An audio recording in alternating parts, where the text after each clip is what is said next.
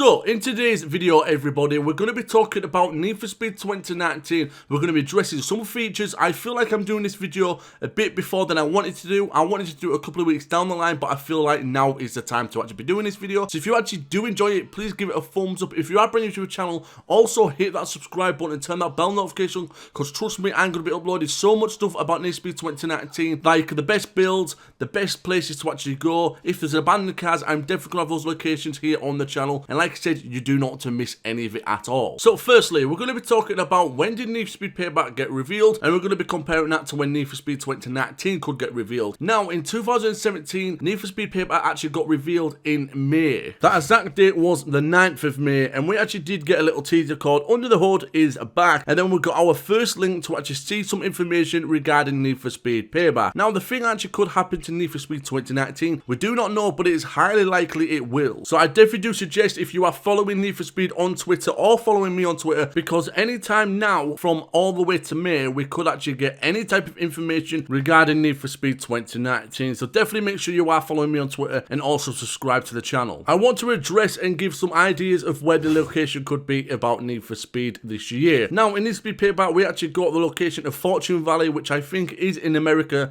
I might be wrong, please correct me if I am. To me, that was a good location, but I actually do think they could up their game and include a better location in the Need for Speed this year. Now, one of the locations where I think it possibly could be is Tokyo. The reason why I'm saying Tokyo is because so many people want that in games like in Forza Horizon 4. People wanted Japan/Tokyo to actually be that location, but it never actually happened. So I think Need for Speed could up their game and add that this year, because everyone loves that culture. When it comes to customization and cars, they're basically the ones that own it. And do you know what? Seeing the customizations in Tokyo that they do to cars is absolutely mind-blowing. You see stuff out of the ordinary. It is just awesome. With that being said, though, it isn't just about the customizations. In Tokyo, the roads are absolutely phenomenal. You see winding roads that are in the mountains, which will make perfect drift zones, and you can also take your upgraded and customized Toyota Supra, I wish, in those roads and actually just boss it around and get those type high scores. If they do actually manage to add Tokyo into the Need for Speed, and I know for a fact they'll have some licensing issues, but I'm sure get around that. Well, I'm hoping they will anyway. But I really think that is possibly going to be the location of this year. With this second location, I think it actually could be possible as well, and that is the UK. The reason why I'm saying the UK is because we've actually got loads of roads, windy roads, and also very thin roads where we can actually do some, I don't know, skills challenges if they add them into Need for Speed 2019. And as you can see in Forza Horizon 4, they've done a pretty good job of actually adding the UK into that, where you can actually see all the landmarks. And you know what? The weather in the UK isn't the best, but it is still good once it is sunny, and it is just overall beautiful to look at. Well, that is the two locations where I think Need for Speed 2019 could feature in. Let's talk about dealerships. Need for Speed Payback was awesome. We had dealerships for race builds, drag builds, runner builds, and also drift builds. Now, what I'm actually thinking, what they could do in Need for Speed 2019, then again, they might have some licensing issues by doing this as well. They should actually put, like, I don't know, a Mercedes dealership, a Ferrari dealership, a Lamborghini dealership, and you can't fast travel to them. You have to actually drive to them. The reason why I'm saying that is because it will make the game last a lot longer, so you don't have to just fast travel and then get the car and then you're done. You have to take your time to actually get the car, upgrade it at the dealership. You can actually change it to a drift build, race build, drag build, or runner build if they do add those features and builds into Need for Speed. I think that is an awesome idea, because like I said, it will make the game last a lot longer, because say the maps are that big, it will take you around 10 minutes to get to one area to the next, and you don't miss out all the scenery. So these next features are like just features put into one. Now, you might actually call me a geek, but I think this definitely needs to be done, because not many games actually do it except simulation games, and that is by turning the hazard lights on, turning your indicators on, hydraulics on your cars, the option to actually take your hood off, to open the hood, also be able to close the hood. Those little features do make a big difference in games, and I think they do need to add them into games more often. The cops. The cops in Need for Speed Payback was good once you actually got a chase. Sometimes it was very difficult to actually get away from them, and they will stop you a couple of times. But one thing that was missing was the free roam police. You actually couldn't be driving around and then you're speeding and the cop just comes behind you and wants to take you straight out. That doesn't happen in Need for Speed Payback, but in Need for Speed Most Wanted 2005 version, it actually did. And that was definitely one thing that was lacking in Need for Speed Payback, and hopefully they will add free roam cops into Need for Speed 2019, because that is definitely one of the features that needs to be added, and that will make the game a lot more interesting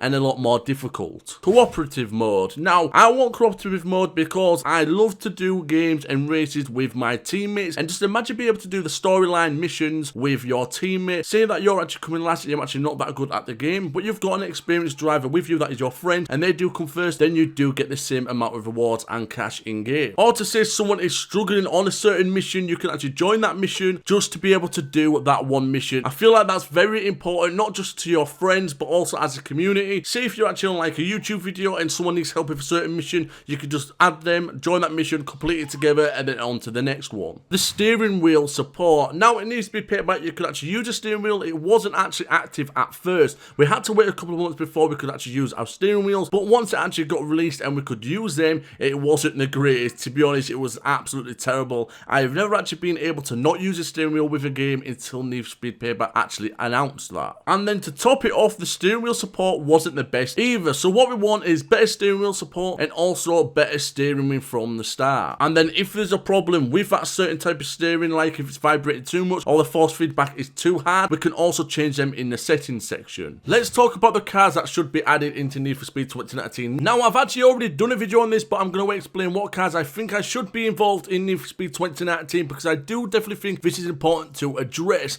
Now, some of the vehicles I think that need to be added is the MK4 Supra, the McLaren Sienna, the McLaren 720, the Toyota Corolla, the Toyota Supra Mark 4 and Mark 5, Toyota Celica GT or 6th version, the Toyota Celica GT4 ST205, the Toyota MR2 GT Bar 1995, the Toyota Chaser, the Mitsubishi Lancia Evo X, the Subaru Impreza P1, the Nissan Skyline R33 GTR, the Toyota Altezza, the Mitsubishi Galant, the Mitsubishi F2O, the Mitsubishi 3000 GT, the Mitsubishi Eclipse GTS Spider, Honda Civic Type R Mugen, Honda Civic Type R FD2, Honda Integra Type R 2006 and the 1997 version, and the Honda Civic Type R EK9. And believe it or not, we are not stopping there with the car list. So we've got Nissan Skyline 350 GT, the Lexus LFA, the Lexus LC500, the Lexus RCF, the Abarth Punto Evo, the Quantum H4, BMW 3 Series 350i, Toyota Velfire, Nissan America GTI, Aston Martin V12 Zagato, Volkswagen Scirocco R, Volkswagen Corrado VR6, Volkswagen Bora, Ferrari California T, Honda Stepwagon, McLaren 600 LT, the Renault Megane RS280 Cup, the Bugatti Chiron, Lamborghini Centenario, Lamborghini Veneno, the Hyundai Genesis, the Bentley Continental GT 2019, Ferrari 458, Ferrari FXXK, Bugatti Vision Gran Turismo, Lamborghini SC18, the Mercedes S63 AMG, Nissan GTR R36, the Ferrari 488 GTB, the Bugatti Veneno, I think that's how you pronounce it, I don't know, the Fiat Coupe Turbo, Toyota Mark II Blitz JZX100, the Nissan Stegera 260 RS, Bugatti Veyron, the Bugatti EB110, and then we've got the Nissan 200 SX, the Bentley Bentayga, the Ferrari 488 Pista, the Ferrari 812 Superfast, and I cannot forget the Ferrari Enzo. Now, in reality and realistically, I could go on forever with the car list, but it all depends to how many cars they actually fit into Need for Speed 2019. If I missed any car in that list, let me know in the comment section below, because I'd love to know your thoughts on the game and what the car should actually include. Now, looking back to Need for Speed Payback before it actually got released and they did the teaser trailer, there was actually loads of clouds in the sky, but once it actually got released, they did put the graphics down a tiny bit, and that's one thing I don't want them to do in Need for Speed 2019. I want them to keep the clouds in the sky and also give us a weather system. What I mean by weather system is that if it rains, it's thundery, it's lightning, it's actually really sunny, it's snowing, it's windy, and there's also tornadoes. I think they do need to add a mixture of all that into the game to make it more entertaining, and I cannot forget a day and night cycle. Once again, I did a video on this, and that is some crash physics into Need for Speed 2019,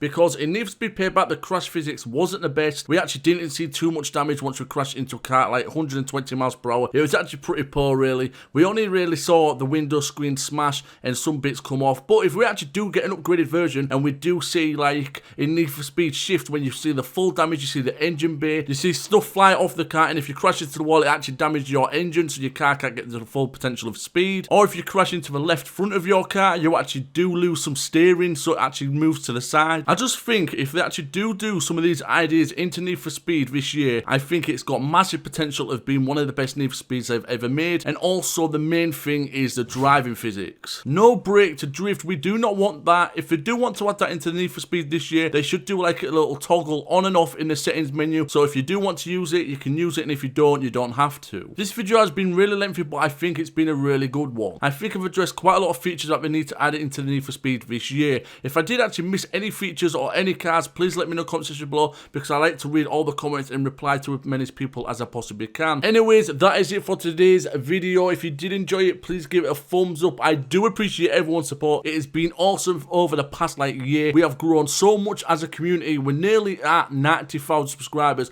We've got roughly around 9,000 to go, and I know we can hit 100,000 by my birthday, which is in July. That would be completely awesome. And don't forget, I'm hosting an Xbox One X giveaway as well as soon as I hit 100,000 subscribers. So I hope you enjoy the rest of your day wherever you are around the world, and I'll see you in my next video.